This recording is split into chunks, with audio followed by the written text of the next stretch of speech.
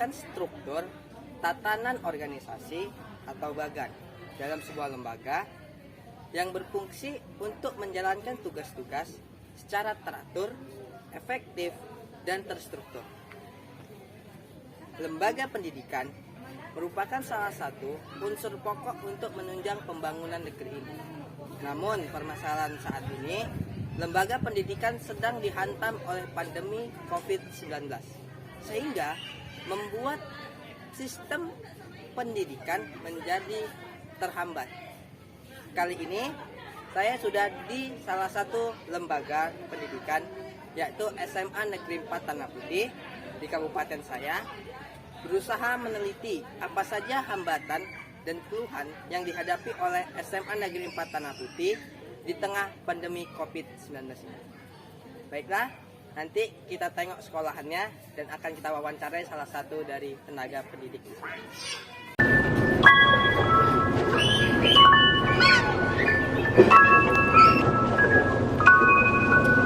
Tampak seperti ya.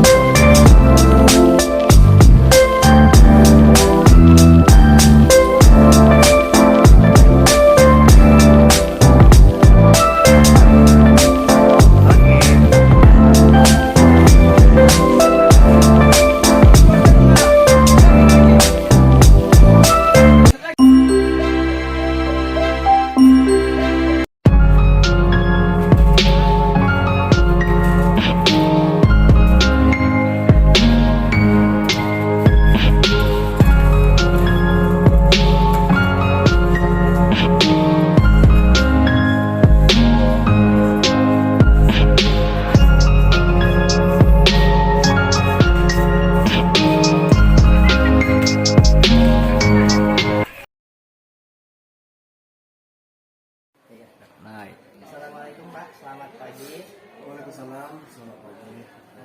Saya Jian Kesit dari mahasiswa Universitas Riau, ingin melakukan penelitian terhadap salah satu sekolah di SMA Negeri Tanah Putih pada Bapak tentang dampak dari adanya COVID-19 di tengah pandemi ini terhadap sekolah. COVID-19 di masa pandemi untuk di lingkungan sekolah. Iya. Terus apa itu? Saya ada beberapa pertanyaan Pak yang ingin saya ajukan. Pertanyaan pertama itu gini, pandemi COVID-19 kan udah berjalan selama 2 tahun. Kurangnya 2 tahun ya, 2 tahun lebih. Nah, kalau menurut pandangan Bapak, apa pandangan Bapak dengan kasus COVID-19 ini yang belum kunjung selesai? Masalah COVID-19 ini memang sudah terlalu lama. Bahkan untuk sekolah sendiri kita masih ada mengadakan luring dan daring. Sebelum kita sekarang ini sudah masukkan luring, itu pembelajaran tatap muka terbatas. Sebelumnya sekolah sudah mengadakan pembelajaran daring melalui juga Google Classroom ataupun dari sejenis lainnya gitu ya.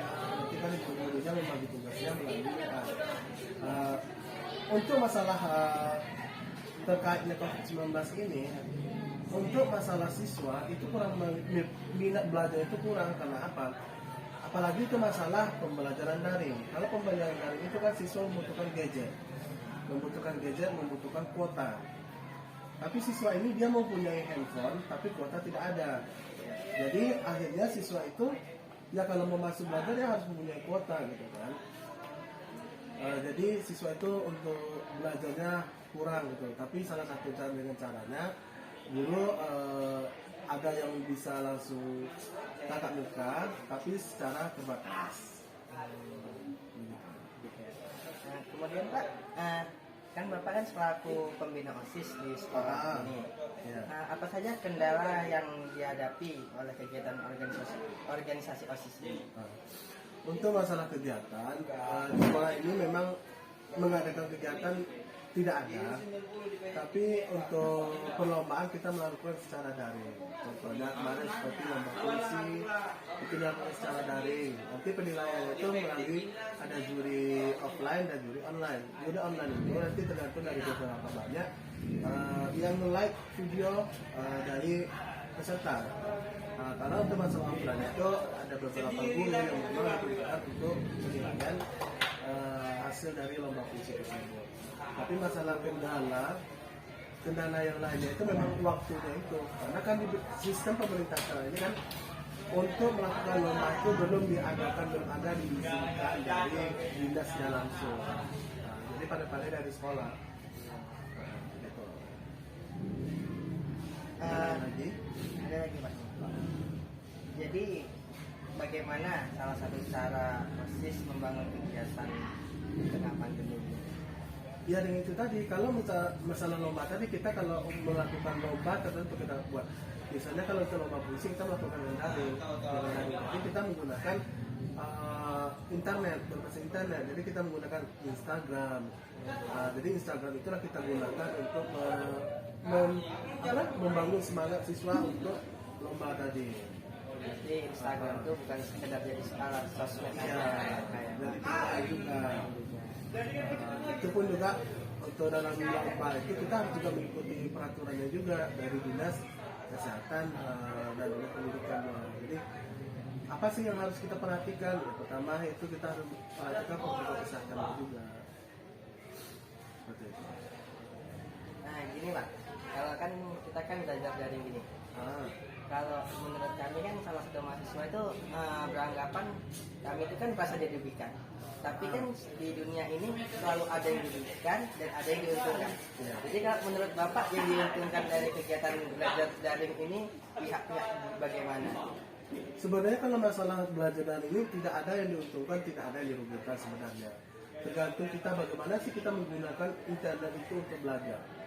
Kalau kita menggunakan internet itu untuk belajar berarti hasilnya positif dong. Jadi kita bisa belajar melalui internet, melalui Google. Apalagi sekarang kan materi itu kan banyak datanya dari Google. Jadi sebagai siswa itu tidak ada siswa dan guru sebenarnya tidak ada dirugikan. Cuma di situ bagaimana sih kita harus menyikapi masa pandemi ini. Kalau kita membuat peraturan tersendiri, nanti kan kita akan didatangkan sama polisi, entah aparat-aparat lain gitu kan. Jadi kita punya denda gitu kan. Makanya di situ kita harus mengikuti zaman. Ya, mengikuti zaman juga. Apalagi sekarang kan berbasis komputer. Ya. Nah ini Pak pertanyaan terakhir ya. Jadi kan udah 2 tahun kan masih COVID-19 ini masih belum selesai. Jadi kira-kira gambaran tuh ada nggak desas-desus gambaran dilakukan sekolah itu secara tatap muka normal? Kalau untuk masalah tatap muka normal seperti biasa, kita kan biasanya pulang dari maksudnya pagi dari jam 7.30 sampai jam 4 sore. Tapi sekarang karena secara luringnya diperbatas, jadi tatap mukanya terbatas, jadi dibikin shift. Jadi 2 shift jadinya, pagi dan siang. Jadi itu dibagi A dan B. Jadi untuk waktunya dialokasikan 15 menit satu kelasnya. Jadi pulangnya bisa sampai jam 2. Itu dilakukan. Karena kita harus mengikuti juga peraturan-peraturan yang ada di dinas. Karena kan kita berada di lingkungan dinas, jadi kita harus mengikuti peraturan dinas, kapan masuknya. Ya, berarti kan dinas sudah mengeluarkan surat izin bahwa sekolah itu boleh melakukan tatap muka, tapi terbatas, dan itu harus melakukan beberapa shift. Dan satu kelas itu tidak boleh lebih dari 20 orang. Jadi di situ. Nah, jadi Pak, kalau misalkan kan ada sebagian siswa yang masih kurang paham ketika dijelaskan secara tatap muka, itu ada nggak kata kelas sore atau macam bimbingan gitu? Ya. Kenapa dikatakan kelas luring dan daring? Kalau luring itu ibaratnya guru sudah mengasihkan materi di rumah itu melalui daring. Jadi di sekolah anak-anak cuma melanjutkan lagi. Jadi materi yang tidak bisa dimengerti sama siswa. Jadi siswa itu boleh bertanya di sekolah. Jadi waktu 15 menit itulah untuk menjawab Sosialisasi pertanyaan gitu ya. Ya tidak ngerti, jadi tidak ngerti. Ya kalau untuk masalah kendalanya di masa pandemi itu itulah alokasinya tadi, dan minat siswanya juga kurang gitu kan. Enggak di sini aja sih, di semua sekolah seperti itu. Oke, ada lagi pertanyaan yang lain? Cukup Pak.